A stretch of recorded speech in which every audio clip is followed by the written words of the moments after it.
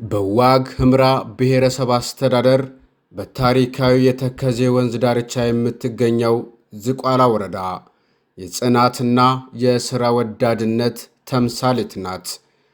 ይህች በልዩ መልክዓ ምድር የታጀበች ምድር ባለፉት ዓመታት በርካታ ፈተናዎችን አስተናግዳለች። ጦርነትና የተፈጥሮ አደጋዎች የዜጎችን የማኅበራዊ ኑሮ መሠረት ቢንዱትም የዝቋላ ሕዝብና አመራር ግን በፈረሰው ላይ ለመገንባት በጠቆረው ላይ ብርሃን ለመፈንጠቅ ቆርጠው ተነስተዋል። ዛሬ የምንመለከተው ይህንን የለውጥ ጉዞ ነው።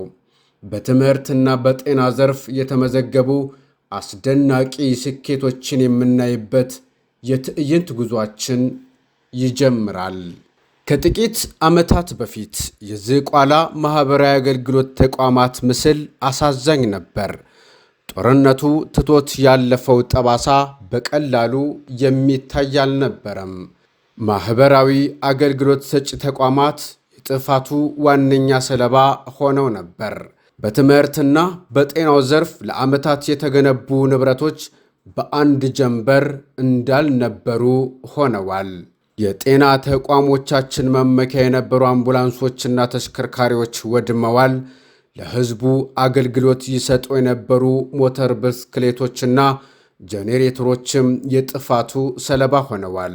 ውድ የሆኑ የላቦራቶሪ ዕቃዎችና ኤሌክትሮኒክስ መሣሪያዎች ተሰባብረው በየሆስፒታልና በየጤና ጣቢያው ግቢ ውስጥ እንደ ቆሻሻ ተጥለው ማየት የዕለት ተዕለት እውነታችን ነበር።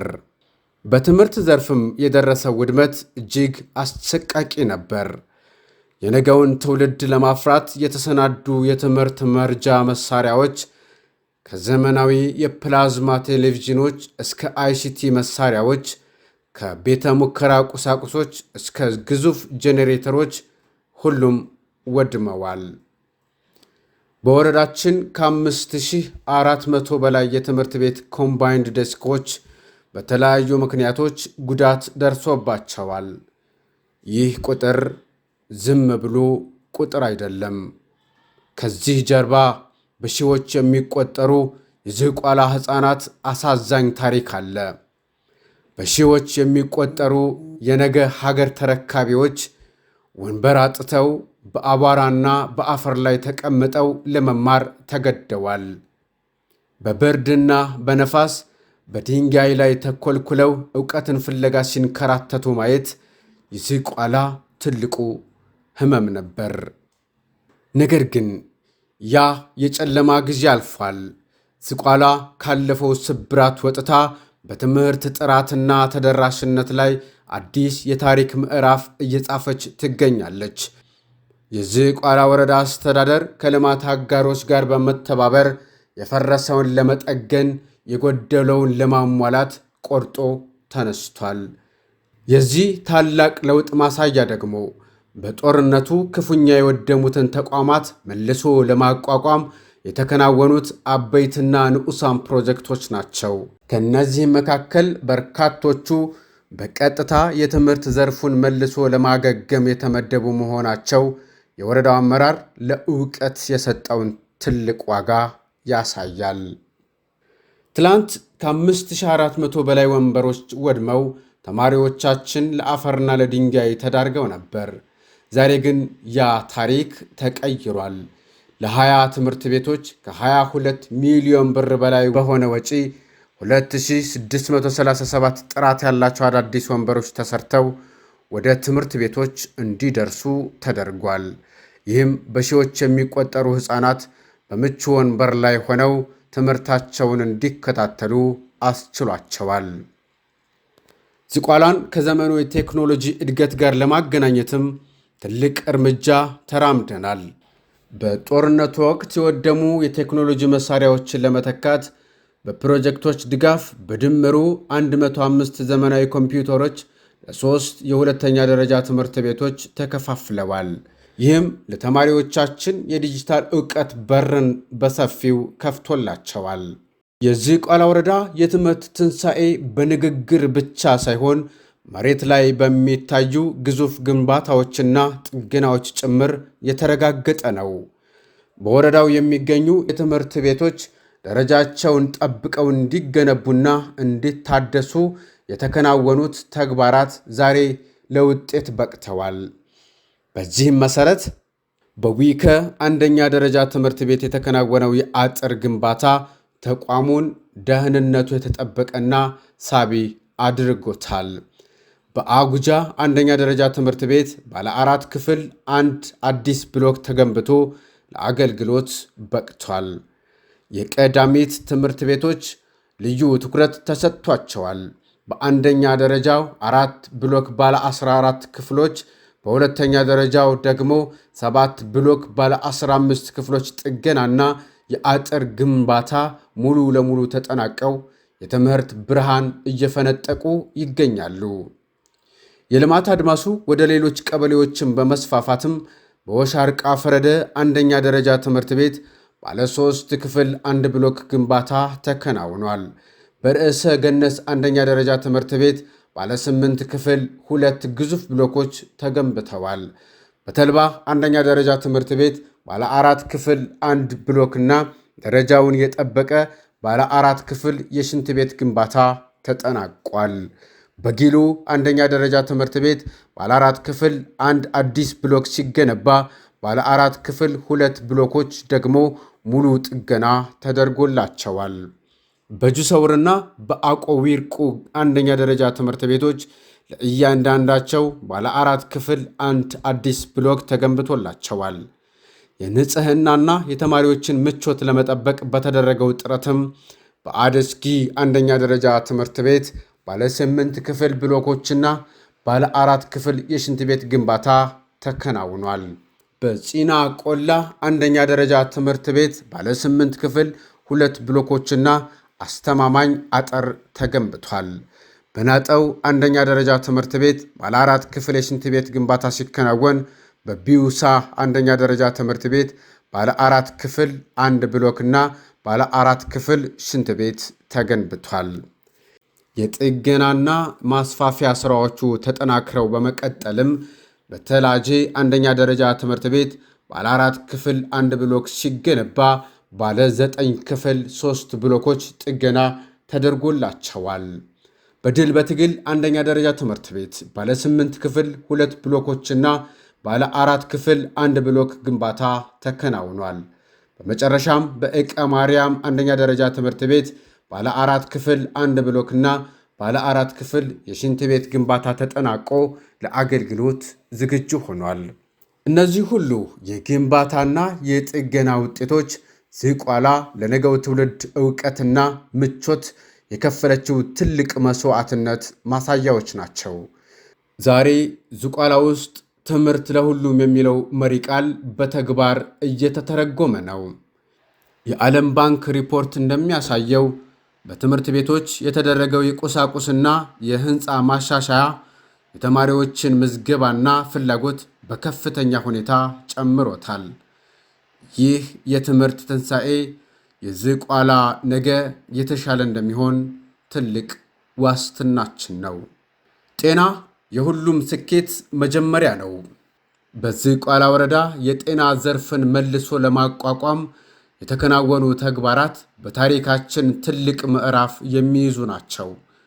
በወረዳው የደረሰውን ውድመት ተከትሎ ህዝቡን አወያይቶ ፍላጎቱን በመለየት ከተለያዩ አበይትና ንዑሳን ፕሮጀክቶች መካከል እንደ ትምህርት ዘርፍ ሁሉ በርካቶቹ በጤናው ዘርፍ ላይ ያተኮሩ መሆናቸው ለመሰረታዊ የጤና አገልግሎት የተሰጠው ልዩ ትኩረትን ያሳያል።